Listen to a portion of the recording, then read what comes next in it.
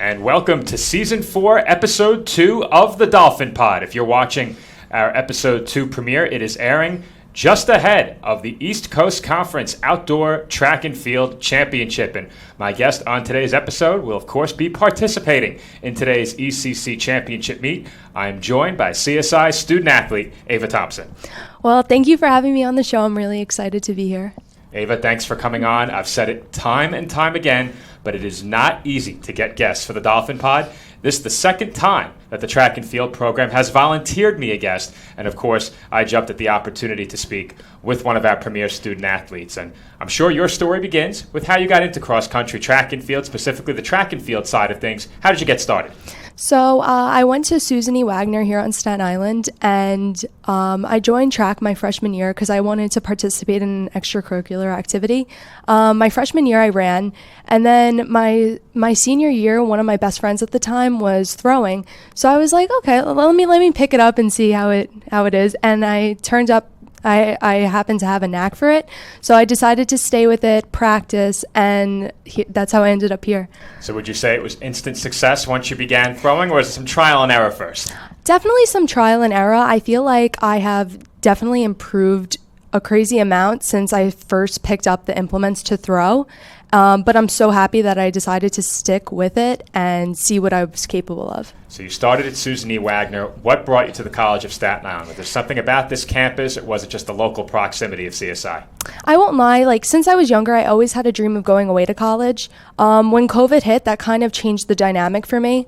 I decided to come to the College of Staten Island because my former throws coach recruited me here, and it seemed like he had a lot to offer, and I was excited about the program, and he also told me about the Macaulay Honors program. I got accepted to that when I applied, and I could not turn down the free tuition, especially in society today. Schools cost so much money, and I was excited at the prospect of being able to go to school for free while doing something I love. We focus very often on the athletic side of things. Tell us about the Macaulay Honors College. Well, the Macaulay Honors College is a program that exists across the 8 CUNYs in New York City, and at each campus they vary how many students they accept into the program. I think CSI, when I got in, it was 40 students that got accepted along with me. And I think since that they've gotten a little more funding, so it's grown. But when I got accepted here, they gave me a free laptop and they gave me a free tuition, and they basically, which is invaluable, the opportunity to network with companies and be able to have success post-college. Great to hear all the opportunities our student athletes are getting as part of the Macaulay Honors College, and it certainly seems that you've benefited from those. Now, on the athletic side of things, here on Sportsnet, we don't get the chance to cover your meets. So for those who may not be familiar, explain the differences between the throws you participate in on a week-to-week basis at your meets. Okay, so I know that throwing isn't necessarily something that everyone knows about. For indoor and outdoor track, we have implements such as the shot put and the weight throw. That's for indoor. The shot put's in basically an 8-pound ball, whereas the weight throw is 20 pounds, but there's a little chain and a handle, and you pick it up and you basically spin it over your head and you launch it. Then for outdoor, we have the javelin, which is a long kind of pole looking thing, and you throw it like that. I don't do that one, but then we have the hammer throw, which is the women's 8-pound shot put, and it's a wire and a handle, and it's the same principle as the weight throw. You kind of put it over your head and spin in a circle many times and release it. And then we have the discus. The discus is it's 1 kilogram. It's 2.2 pounds, and you throw it, you do a release, and yeah. Yeah, as you talk about that, you're really smiling. Is there something that gives you some sort of stress relief? You know, when I go in the gym, I take the 50 or 100-pound sandbags and toss them over my head just for fun. Yeah. Is there something similar to that going on when you're throwing? 100%. I think it's the same type of thing. I mean, school life, it's stressful. So when I get to go to practice and literally just throw these things, it releases so much of my stress and energy, and it makes me so happy. Now, when you're participating in events like throws that are performance-based almost solely on distance, is there pressure each and every week to improve every time, or is there a process going on behind the scenes that we don't necessarily see? I mean, ideally, as an athlete, we would love to PR, personal record, every time. But I mean, is that ideal? Not necessarily. We do things like we lift in the weight room and we work on our technique. But at the end of the day, it's not necessarily realistic to PR every single time. I mean, just like a baseball or a basketball player, I mean, to have an amazing game every time. We're all athletes, and you have to take bad meets with good ones. But yeah. 2 all-conference honors in your first season, Department Rookie of the Year. Were you surprised by how instantly you achieved a high level of success, or did you expect to make an immediate impact when you joined? Honestly, I won't lie. When I first got my second team all-conference, I didn't even know what it meant. When I came to CSI, I knew that the track team was developing and that they were working towards becoming a stronger program. I knew that I would shine when it came to breaking records and things like that, but I didn't know how I would do in my respective conference. When I first came in, I didn't even know that really the concept of a conference or what schools were in it or anything like that. Was part of the appeal joining a team that was in the building process, perhaps getting to be one of the premier student athletes in a program that was trying to get its feet off the ground in a new conference, recently having gone Division II?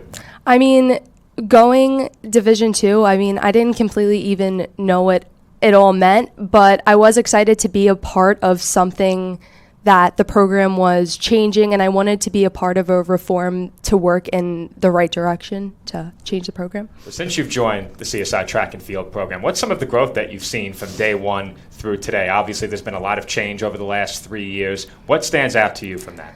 I can't believe that I've already been here for 3 years. It's incredible. Fast. It goes so fast. It's so crazy. Since I started doing well my freshman year, I realized that there's no limit to what I could achieve. So working hard, putting in every ounce of effort that I could, lifting a little heavier in the weight room, doing my push-ups. My team and I, we do 100 push-ups a day, and we motivate each other to, work harder and get stronger.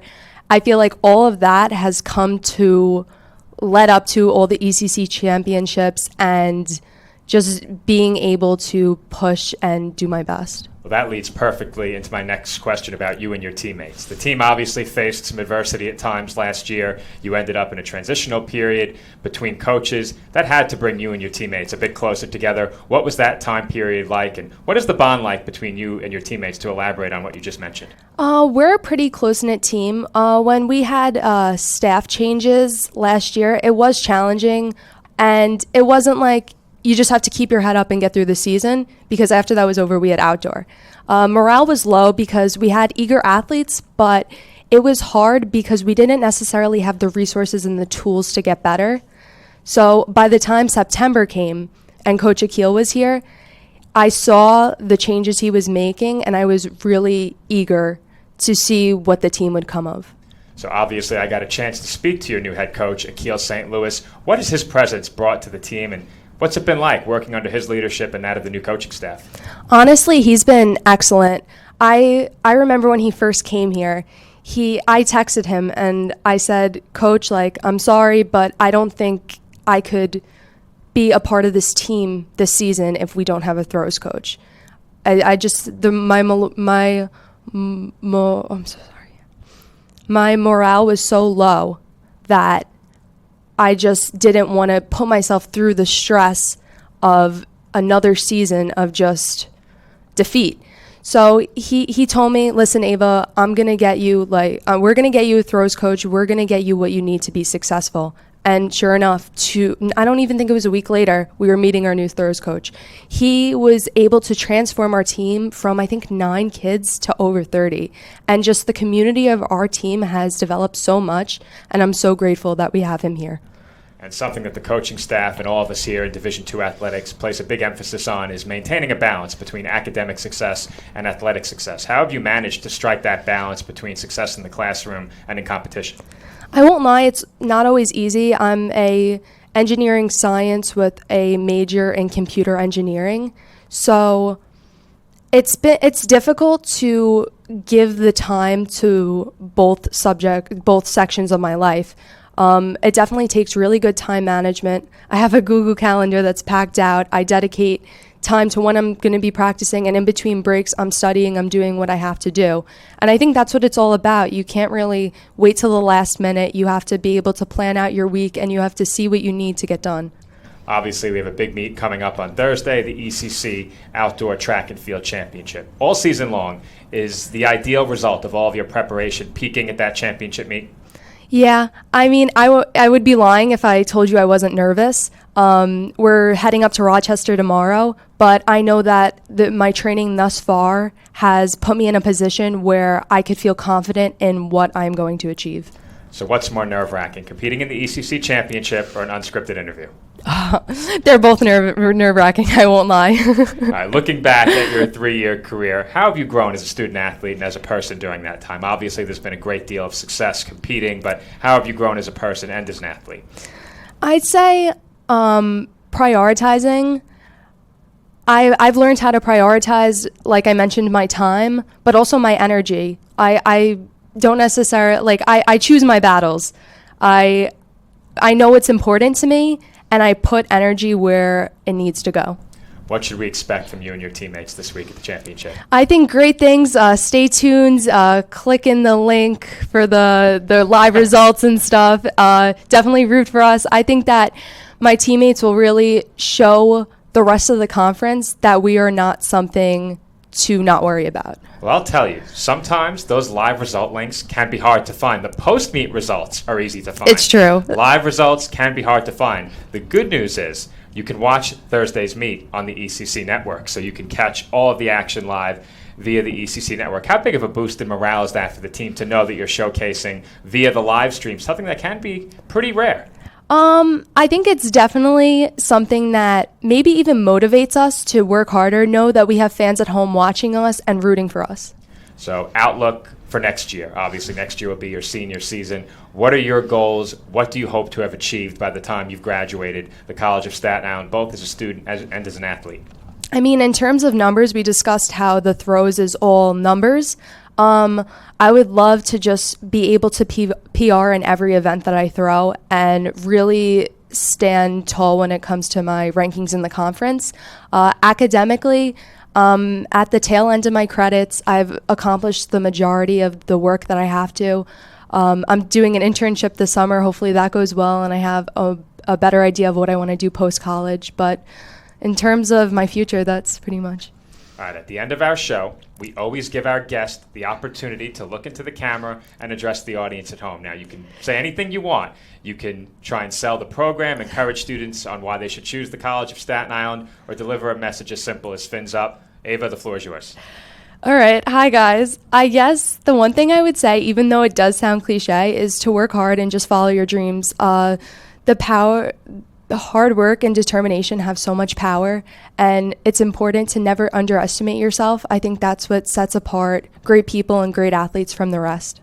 When I was in high school, I didn't give a quote for the yearbook. My photo almost wasn't in there. Long story around that, but they quoted me as saying, shoot for the stars. So we'll leave with that. Shoot for the stars. Shoot for the stars. Follow your dreams. Ava, thanks for coming on. This has been Season 4, Episode 2 of the Dolphin Pod. You can check out new episodes of the Dolphin Pod over at our CSI Sportsnet YouTube channel at CSI Sportsnet. This episode will be the first of 2 Dolphin Pods to air this week. Our next episode will air ahead of Saturday's Heroes Day, so be sure to check that out during the pregame show ahead of the Dolphins taking on Holy Family University at the CSI Baseball Complex. We will also have 2 more episodes next week, one at the Finneys, the Student Athletes Awards Dinner, and another at the Students versus Faculty Staff Softball Game.